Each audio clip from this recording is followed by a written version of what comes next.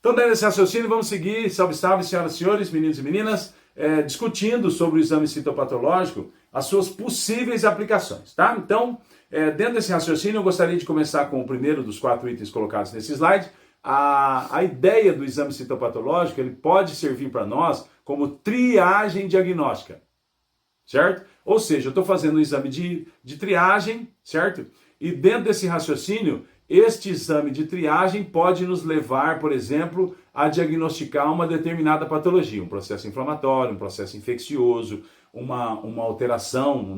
Existem várias formas de categorizar essas alterações, NIC1, NIC2, NIC3, né? Então, eu posso, dentro desse processo de triagem, observar algum tipo de alteração. Muitas vezes não tem alteração nenhuma, né?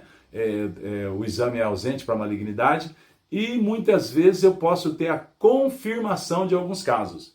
O médico, por exemplo, está observando na clínica algum tipo de alteração, solicita o exame citopatológico. Aqui eu citei, por exemplo, o colpocitopatológico, a citologia cérvico-vaginal, por exemplo, né, se me permitem, e ele solicita esse exame para confirmar alguma hipótese diagnóstica. E muitas vezes esse exame é somente de triagem. Por exemplo, a pessoa tem sofreu um trauma num jogo de bola, juntou um líquido numa articulação, por exemplo, um líquido sinovial, o médico faz a retirada daquele líquido e manda aquele líquido simplesmente para descartar uma possível neoplasia, certo? Para descartar se aquilo é um exudato ou transudato. Aqui eu quero abrir um excurso. O exudato vem de um processo inflamatório, aquele acúmulo de líquido que vem de um processo inflamatório, ou um transudato, que muitas vezes não vem de um processo inflamatório, por um pouco, às vezes, de inoperância de um determinado órgão. Então, muitas vezes, esse exame citopatológico, certo? Serve como triagem. Às vezes, ele vai identificar e diferenciar, vai atuar na identificação e diferenciação de processos patológicos, inflamação e neoplasias. Então, às vezes, ele não é simplesmente para uma triagem, como eu acabei de pontuar com vocês. Eu tenho, por exemplo, um trauma e o médico faz a retirada daquele líquido, daquela cavidade, às vezes abdominal, líquido acítico, peritoneal, às vezes pericárdico, tá? Ele faz a retirada daquele líquido e eu quero saber se é um processo inflamatório ou não. Inflamação, exudato. Não inflamatório, transudato. Ou, por exemplo, aquele líquido está acumulado ali porque basicamente eu tenho uma neoplasia, um novo crescimento de alguma estrutura dentro de uma cavidade ou de um órgão, e aquele novo crescimento está produzindo o acúmulo dessa amostra que o médico fez a retirada e ele quer saber o que tem naquela amostra, tá bom? Então o exame citopatológico também pode trabalhar dentro desse contexto. O terceiro item desse slide está trabalhando dentro do seguinte raciocínio: estabelecimento de prognóstico, pesquisa de metástases e acompanhamento de tratamento.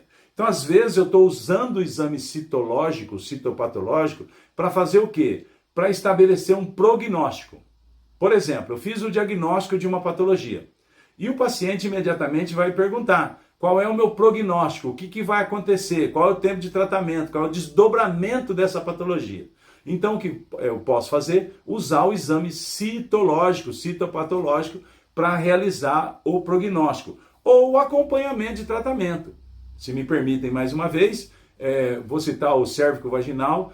Nós vamos oferecer um curso aqui na sequência desses módulos introdutórios, né, sobre cérvico-vaginal. Os senhores vão observar, por exemplo, eu fiz químio, às vezes eu fiz radioterapia e quero saber como é que está esse câncer de colo de útero, se ele sumiu mesmo, se eu não tenho recidiva. Muitas vezes eu vou solicitando o citopatológico.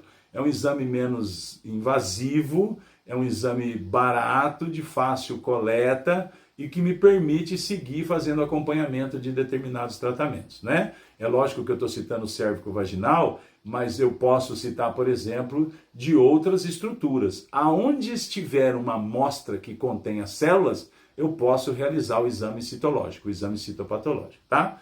Dentro desse raciocínio, então, além da triagem, além da identificação de processos inflamatórios e neoplasias, o estabelecimento e prognóstico, acompanhamento de tratamentos, eu também posso, como quarto item descrito nesse slide, a indicação de outro método diagnóstico para esclarecimento de caso clínico. Às vezes, por exemplo, a pessoa não tem reclamação nenhuma, não tem problema nenhum, Foi para fazer check-up no médico, o médico pediu alguns exames, dentre eles, por exemplo, o cérvico-vaginal, Papa Nicolau, e deste exame de triagem eu observo algumas alterações. Então esse exame não está servindo como diagnóstico final, mas ele está servindo como exame de triagem para que eu siga a pesquisa. E muitas vezes ao contrário, a pessoa apresentou clínica, o médico solicita o exame citológico para que sim seja feito o diagnóstico estruturado neste exame, certo? Então, aqui eu tomei a liberdade de discutir um pouquinho com vocês profissionais habilitados a realizarem a citopatologia clínica. Então, é necessária a especialização.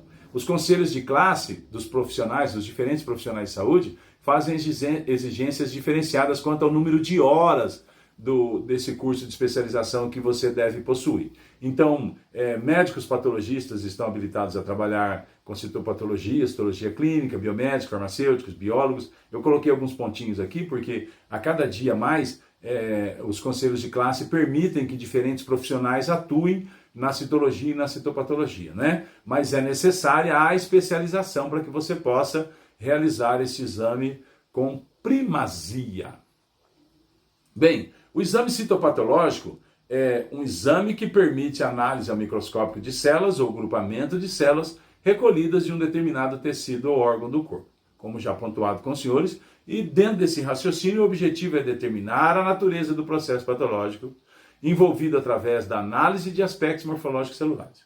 Aqui eu quero fazer um excurso, eu quero abrir um parêntese aqui, uma janelinha, e discutir com os senhores o seguinte: muitas vezes eu vou ter alterações celulares, eu vou ter alteração, eu colhi uma amostra a um líquido acítico do abdômen, um líquido pleural, pulmonar, um pericárdico do coração, sinovial de articulação, um corpo citopatológico, né, colo de útero. Eu fiz a coleta desse material, o líquor, tá? Eu fiz a coleta do material.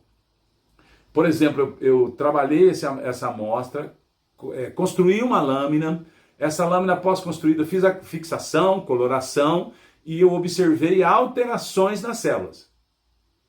Então, essa é uma forma de fazer o diagnóstico. Eu estou com alteração em membrana, citoplasma, núcleo, eu tenho alteração, a membrana está dobrada, eu tenho vacuolização no citoplasma, eu estou com binucleação, trinucleação, a cromatina não está centralizada, o núcleo não está centralizado, eu tenho a presença de coilócito, eu tenho a presença de células guias, por exemplo, nos levando à reflexão sobre Gardnerella. Às vezes eu tenho alteração na célula, e às vezes eu não tenho alteração na célula. Eu tenho células que não deveriam estar ali. Por exemplo, no líquor, é um líquido transparente, límpido, translúcido, que eu não deveria ter, a princípio, a presença de células. E às vezes eu estou cheio de polimorfonucleares. Às vezes eles, por serem linfócitos reativos, eles estão com algum tipo de alteraçãozinha, mas a ideia principal é que às vezes eu vou fazer diagnóstico de alterações de células e às vezes o diagnóstico está sendo realizado porque eu estou vendo células que não deveriam estar presentes naquela amostra. Segue comigo aqui agora, eu vou discutir um pouquinho com vocês sobre a fixação de esfregaços, tá? Então, qual é a ideia de realizar a fixação? Qual é a ideia de eu realizar a fixação de um esfregaço? Então, item 1, eu preciso inibir a autólise. A ideia é inibir que haja autólise. Eu preciso impedir que essas células se estourem, se rompam, tenham algum tipo de degeneração. A realidade da fixação, eu preciso congelar o momento onde foi feita a coleta. Eu preciso congelar aquele momento que foi feita a coleta. Eu não quero que haja alteração nenhuma. O diagnóstico que vai ser feito tem que ser exatamente o que estava acontecendo com o paciente que forneceu o material de coleta, tá? Então eu preciso inibir a autólise, eu preciso inibir o crescimento bacteriano, porque muitas amostras, ela em si permite o crescimento bacteriano. Então o que eu preciso tentar fazer? Inibir o crescimento dessas bactérias. Eu preciso tentar também prevenir a solubilidade dos componentes celulares, mantendo intacta a citoarquitetura e a ultraestrutura. Eu preciso que aquela célula não fique deformada. Ela no paciente não está deformada, mas após coletado, eu coleto ela no meio líquido, por exemplo, inadequado, eu não fixo essa amostra e essa célula passa a ter alterações. eu vou soltar um laudo que não condiz com a situação do paciente. A ideia da fixação é congelar aquele momento, impedir a autólise, inibir crescimento bacteriano, impedir e prevenir a solubilidade de componentes celulares, preservar as células de forma intacta, tá? Para que eu possa, por exemplo, também trabalhar a imunohistoquímica, essa é uma reflexão, tá? Eu preciso facilitar a aderência da amostra. Muitas vezes eu vou fazer o quê? Eu faço a coleta, eu faço a lâmina, por exemplo, me permitem estar citando lâmina de novo, mas muitos exames vão ser trabalhados dentro desse contexto. Eu faço a lâmina, eu não fixo a amostra e vou realizar a coloração. Eu realizo a coloração, no meio da coloração, quando eu estou lavando a lâmina com algum tipo de reagente, eu simplesmente perco a amostra porque ela não está fixada. Então tem que se prestar muita atenção nisso, tá? Facilitar a aderência da amostra à lâmina. E o último item desse slide é proporcionar condições ideais para a visualização das células no microscópio. Então eu fixo porque eu preciso dessa amostra trabalhada. Muitas vezes eu devo realizar a coloração dessa amostra e aí sim observar no microscópio. Eu não fixei, muitas vezes a hora que eu vou chegar no microscópio, eu só tenho uma sujeira do corante e a amostra não está mais lá. Quero agradecer a tua presença até aqui. Muito obrigado e até mais.